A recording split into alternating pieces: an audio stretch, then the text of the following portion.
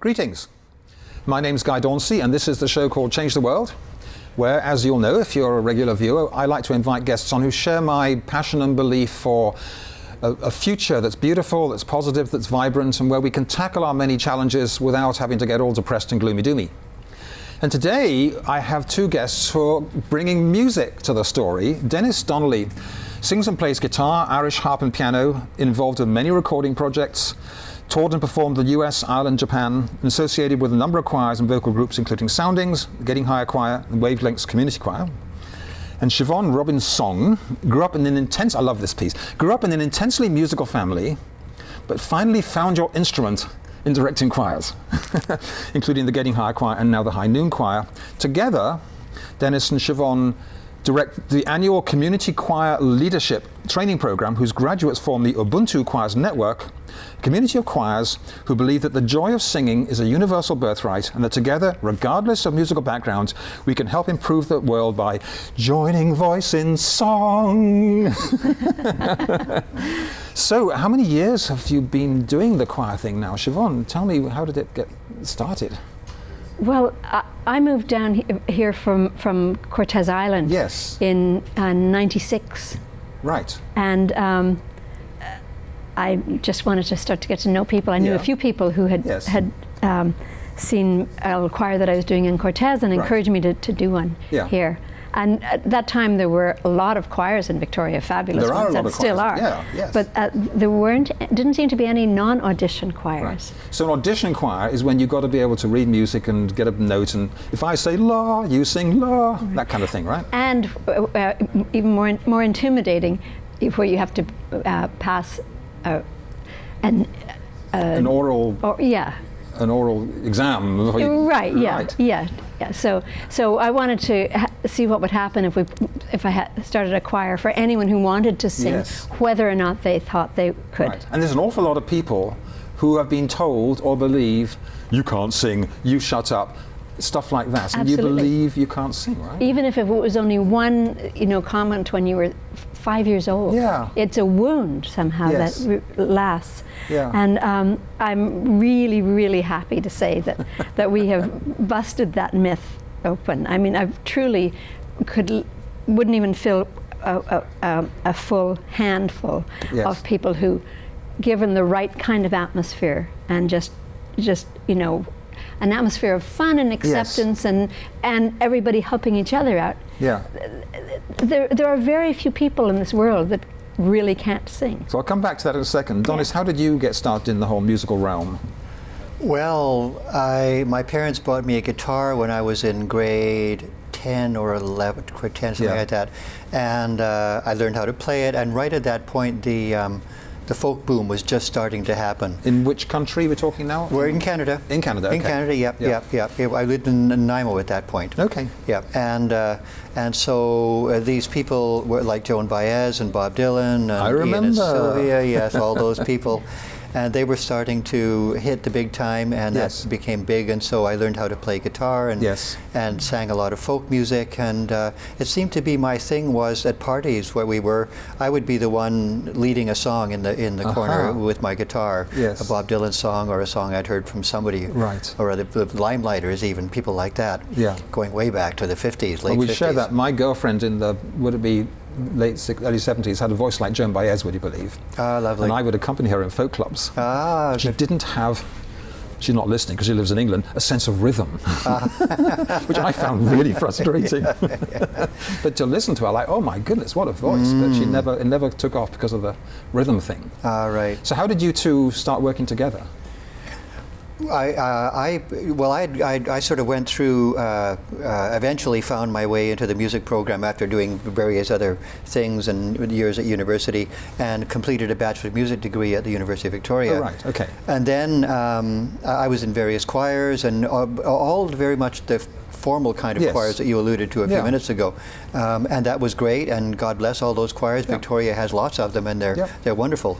I go to their concerts and enjoy them a lot. But I went up to Hollyhock once for a poetry workshop that I wanted to attend, and Siobhan was there, and she had this little group of people that she was directing as a choir, and they were doing these kind of African freedom songs, and it was all oral learning. Right. And we got together, and I thought, boy, this is a really nice model for me, and it kind of linked my formal musicianship and training with my kind of folk music that I'd done years before. Right. And so I came back to Victoria, and then when Siobhan came back down to Victoria a year or so later, we got together, and she had already started the Get and Hire Choir, and then she invited me in to do some arrangements, and then I started subbing for her when she went away, and then the rest is history, basically. So let's we got a photo of the Getting Higher Choir we're going to bring up, and a bit of a sound file.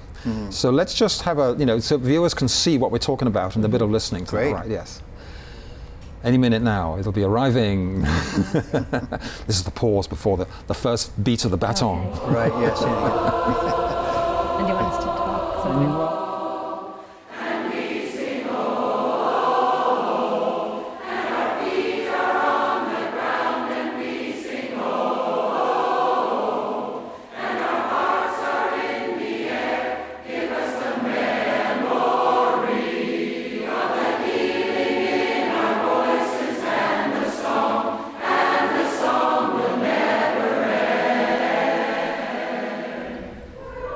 We'll come back to more of that later, I think. That's just gorgeous. Yeah. And you can see from the viewers can see on the photo the whole variety of people, all ages. And it's, How many people altogether? You're the biggest, it's as big, this choir, Getting Higher, right? Yeah, it was at one point up to 400 people. Wow. Spread out over 3 nights. Yes. It's... Yeah, we would do usually, typically, maybe 100 people each night. And some people who came all ready to sing, and some who were terrified, and it just, I mean, it's just the most fun thing I've ever done. Going back to the African roots of some of the music that I know you perform, I'm picturing in Africa, I lived in Senegal, but it wasn't especially musical. I haven't been down in southern Africa. No one's learning music from bits of paper. They're all learning it orally from each other.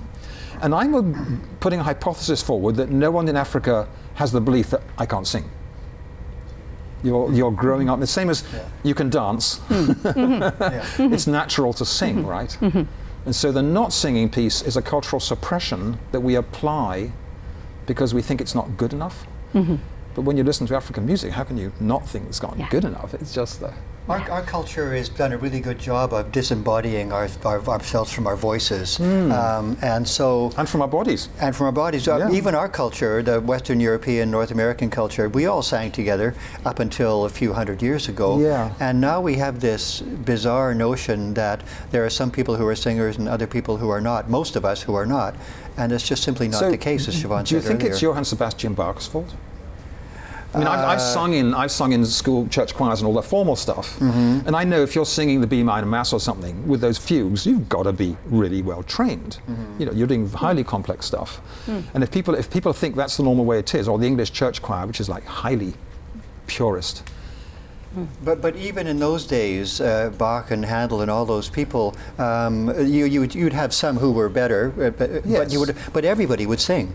I mean, that would just be part of the culture. And they would be singing for births, for weddings, for celebration, for grieving, for everything. Right. There'd be a repertoire of common songs in society. Have you looked into the history of how we lost that just spontaneous impulse to sing and became self-conscious? Where did it arise? It's a good thesis to be done there somewhere. I think probably it's not that long ago. I think it's maybe 40 years ago or so. Television, really? I think, you know, that the piano that used to be in so many around the living room, you all join in, And now, and you know, for some years now, people have been practically giving pianos away because, you know. So, I mean, I grew up in a family where, well, and as I think of it, all of my friends, there were pianos in the homes. We sang. Right. It wasn't a matter of very good enough. I remember there was an Italian composer whose name has forgotten me, and he became quite a famous composer, and he began to be aware that he'd do choral music on television, and And that back in his home community, they'd all suddenly stopped singing because they were watching, oh, we can't be as good as those people. Right. Yeah. So then he went back and did a choir, did a performance in his own home community and had the people singing. So they themselves were on television. Oh, well, maybe we can. Right, exactly. Yeah.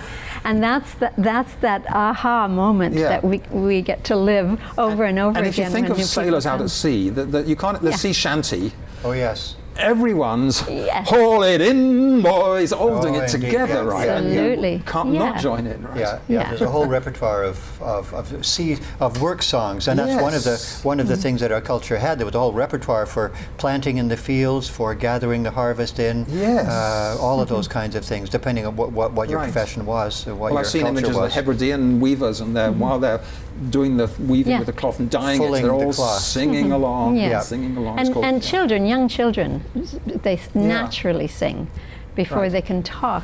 So if you picture someone who comes to your choir nervously, take the extreme, and then you see the transformation in them. Oh yeah. What's it like? Oh, it's wonderful. It's wonderful. You get people who come to one of the two of us at the end of a session like that, and they have tears in their eyes because they haven't sung since they were kicked out of the choir in grade 3 or told to mouth the words in grade 5, something like that. And they've been carrying that burden all their lives, and all of a sudden they've got this whole new world that's opened up to them. I want to go back to that same image we had and have some more of that choral music, just so as our viewers can get a deeper sense. Just bring the volume right up, if we can do that, so we can get a sense of what it is we're talking about, the glory of all this. Is that possible? There we go. Oh, we've got another image now. So let's have some, tell us about this image first. What's happening here? Sing when asked to. Okay, sing when asked to. And this would have been something where we were invited to be. I can't quite remember where that was now. Well, let's just bring the volume up and listen for a while, nice and loud. We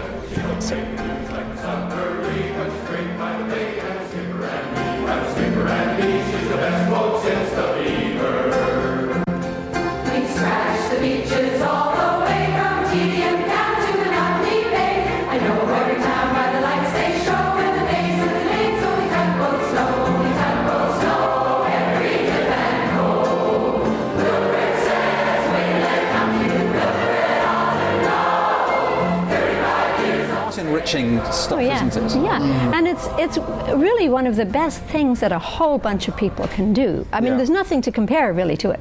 Anything that a whole bunch of people can do at once. Yeah. And it's quite it's a very it fills you up with just an absolute joy. Because I've been in situations when people are not trained and accustomed to this, and if someone suggests you all join in and singing, there's that, there's a sort of a muttering of things, and then no one, and then because people aren't joining in, people like me who want to sing loud are shy to do that. So you're really going to stand out. And I've got a powerful loud voice, and I like to use it. Right. Yeah. But if people are familiar with this and they all can join in and together. Oh yeah.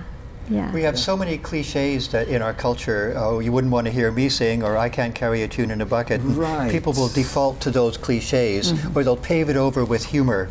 That I've got a terrible voice, and and that kind of thing. And it's usually not true. It's 99% of the time not true at all. Yeah. And to be there when they sort of discover, oh, I can do it, is just brings tears to my eyes every time. And and I think that singing, apparently it evolved before speech did among humans. I've been reading about that. Yeah.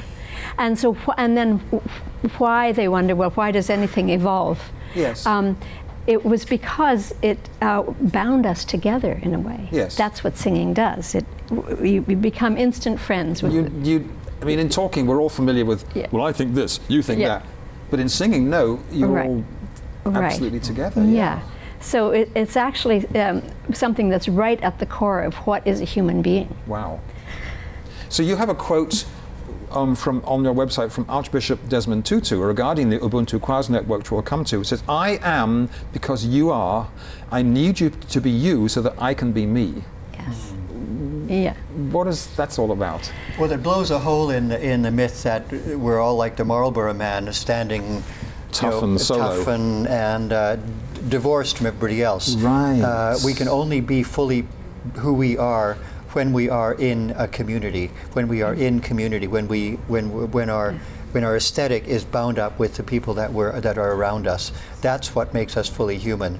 We can't be fully human standing alone. So it sounds very simple, but that's a very profound cultural analysis of the woes of Western civilization, where we have emphasized individuality more and more and more. A choir, I think the kind of choirs that we're fostering in our network and we're trying to carry on with, Siobhan and I and our colleagues, are about developing little microcosms of that, where people come together who don't know each other, and they all of a sudden form these amazing little communities, even after the first night, and all of a sudden they've made these new friends, and it's a whole new experience for them sometimes. So now they're in their sharing life. Birthdays and weddings and old family stuff, and yes, and they're singing in harmony. In harmony is not just a concept out there; it's something that they actually get to feel with the music in the air. They're actually creating harmony and being harmonic with each other. So actually we're talking a revolutionary political philosophy here. Absolutely, of course. Yes. About because when you think of the normal politics, you've got, capitalism, do your own thing, the individual hero, the Elon Musk, communism, the state will organize us all together. And this is spontaneous emergence of community and doing things together in groups with neighbors, with friends, right? Yeah, and guess what? Then it spills out to other ways. If somebody is needing a ride home, if somebody is in a bad way in any kind of form, the help is there. The help is there. Just people's hearts are open because singing does that to us. It opens our heart. I'm writing a book on redefining economics, on the economics of kindness at the moment, and I haven't got even a paragraph on the role of choirs in that. So I'm going to make sure that fits into it all, about rebuilding community from which then we cooperate. Yeah. Yeah. And so the first audio clip we heard there is a song that I wrote, actually, and one of the lines in it is, "Give us the memory of the healing in our voices, and the song will never end." So give us the memory of the healing in our voices, and the song will never end. The healing being the caring for each other, the healing right? about the caring for each other, and the dropping of the guard, and the dropping of the aloneness, and the embracing of the communityness of people. I'm going to give a heads up to our producer, so that when we begin to end the program, if we can have we can go out on the singing as we end the program in 5-10 minutes time, so that they need a heads up back in behind the scenes, right? What is the Ubuntu Choirs Network? So when we started doing these community choir leadership trainings in 2004, we realized a year or so into it that there were these choirs of this kind springing up here and there, people who'd taken the training. We thought, well, we have to have a name for it. What is this? And we thought, is it a community choirs? But that doesn't say it. These are a particular kind. And after racking our brains for any word in English that would describe what we were doing, we thought of this wonderful saying by Desmond Tutu, who has Ubuntu, I am because we are. So it's a Swahili word, Ubuntu, is it, or South African or something? Well, it is South African. And many of the areas around. So as Ubuntu as a word represents a concept, which is saying I am because we are. Wow. We need our English language. We have community, I suppose which is fortified together. If you take the Latin back, with a wall together, we're inside the wall against the enemy. Okay, so this is important too. Right. Yes. Right. Yeah. So I actually wrote to Desmond Tutu because that's where I'd learned the word from in his writings, and told him what we were wanting to do, and sent him one of our CDs, which we had boldly called Ubuntu, and asked him, for his blessing on That's fantastic. So I know you do fundraising for projects in Mozambique as well through all this. Tell us about that. Well, It all started off because of a friendship we struck up here with some Mozambican refugees who'd been here for 10, 15 years from already. From the Civil War or from famine? Or from their war, yeah. And were we're quite settled here. Yes. But they too had a choir, a family choir. Oh, right. We got to be great friends, Yeah. and we. And then they invited me to go back to Mozambique with them for Right. one summer. Yes. They wanted to raise some money in Victoria with both Yes. our choirs, go back there Yeah. and get a school going in an area where there was nothing. Right. The place actually where they'd grown up. So you actually helped build a school? Well, no. No? They're very capable of Okay, you building helped schools. them build They're a school. much better Yes. builders than I would have Well, been. yes. But we raised the money here in Right. Victoria with them together. And is that an ongoing?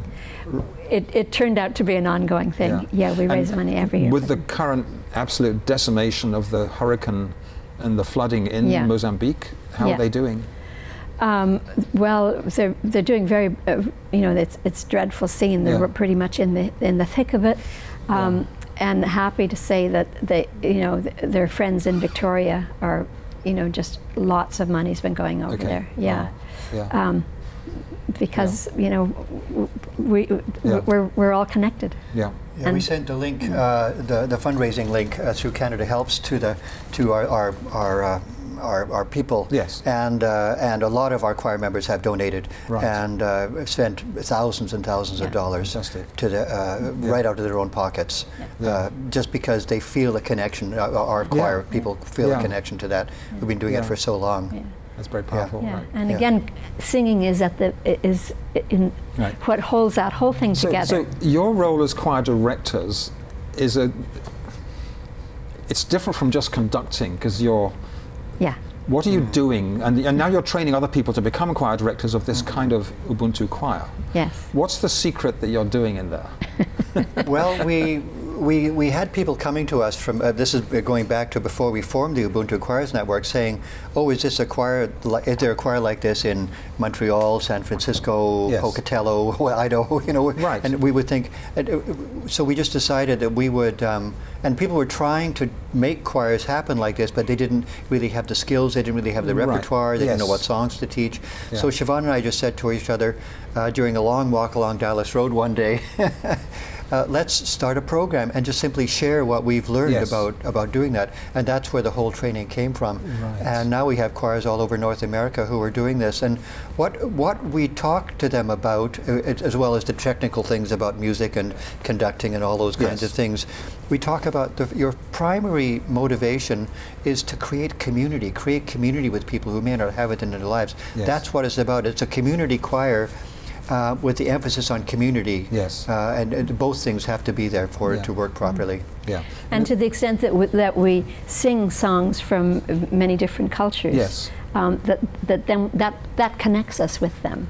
So there's and South African songs are Yeah. particularly accessible for people who've Interesting. never sung before. They're Interesting. wonderfully easy and yet gorgeous harmonies, 4-part harmonies. So they're using the same scale and Oh the yeah. music that we use in the West. Yes. Yeah. Yeah. And so Nothing Chinese and Arabic, the complicated stuff. No. It's quite simple and Yeah. beautiful. Yeah. And so there is this connection already. Right. And so when I remember when they need the work that they were doing over Yes. there meant that they really needed a building, and they needed some money fast to do this. We just, everybody just poured in money. They got ready for the concert. This was where again? This in Mozambique. In Mozambique, yeah. right, So yes. we've kept up that's our place. Right. And the place got built when there's Yeah.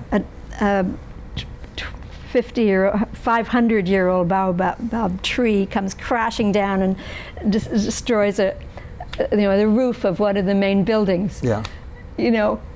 We're on it. We're passing around the bucket. Everybody wants, That's fantastic. the connection is there, and the music is the connector. Yeah. Mm-hmm. Is the choir? Well, I know you're doing other choirs, but are they becoming multicultural as well? Victoria is very Anglo-white city. We've got to get it there right. Well, overall in the Ubuntu Choirs Network, Yes. yes, they Right. definitely are multicultural. Yeah. Yeah. I wouldn't call it a multicultural choir so much because most of the work we do is in English, but we do some work in African, and I'm doing a song in my choir in Spanish this time. But the repertoire is very much cross-cultural. We're doing in my choir that I've got now. We're doing a show which is based on the work of Pete Seeger, who is very much a universal musician. Absolutely. And so we're doing Guantanamera. So you're tying your folk roots back into the We are, yeah. So a lot of the music is from different parts of the world. Ireland, Latin America, So France. your choir now, because you both moved on from getting higher choir. Yes. Your choir now is called the Wavelengths Community Choir. Wavelengths Community Yeah, Choir. we're based on the peninsula. Okay, and yours is the High Noon Choir. High Noon Choir. Yes. And you meet at high noon, I'm guessing. Well, absolutely. Yes. And is it the same style of music, or are you branching out to try different things? Well, the High Noon Choir is all about instant gratification. No concerts. Oh, right. Yeah. Interesting. Yeah. Okay. It's so no just performance nerves and stuff like that. No performance. It's an hour and a half every Tuesday. Starts at noon, of course. Yes. And it's very, very light and easy and fun. And How many members? Oh, around 70, 75. Right. Yeah. And do you have the classic problem that choirs have? There's more women than men. Well, we have plenty of men. I mean, there are more women than men. Right, yeah. But we have a very strong male section. Okay. Yeah. Oh, yeah. And are you separated bass tenors? Basses and tenors, yeah. Yeah. Yeah. And the women are alto, and soprano, sopranos. the same? Well, and the tenors are women who like to sing high and men who like to sing or low. Women I who see, like to sing okay. low and men Yeah. who like to sing high. Yeah. And your choir does performances. You're doing concerts. We and do, things. yes. Yeah, we've got we did our first inaugural concert was in January at the Yes. Mary Winspear Center, and we're going to have concerts again at the end of So June. we've got to wrap up now. Any closing thoughts to viewers about? If a viewer is watching and said, "I've always wanted to join a choir," what's your words to them, right? I'd say look up Ubuntu Choirs Network Yes. in your computer, Right. and you'll find all about us, and you'll find a listing of all the choirs that Yes. are there, and find one and join. Or, failing that, just get some friends over and Yeah. get singing in And your that belief kitchen. that you can't sing, well, brush it out the door and have it gone forever, right? Let it go. Absolutely. Yeah. Absolutely. So thank you, Denis, Siobhan. This has been great. My guests have been Siobhan Robinsong and Denis Donelly. My name's Guy Dauncey. One of my contributions to this future is this novel I wrote called Journey to the Future. A Better World is Possible, set in Vancouver in the year 2032, which does include community singing, inspired by you two, right? And we're going to go out on some lovely more music if we can bring that up, and thanks for viewing. Right.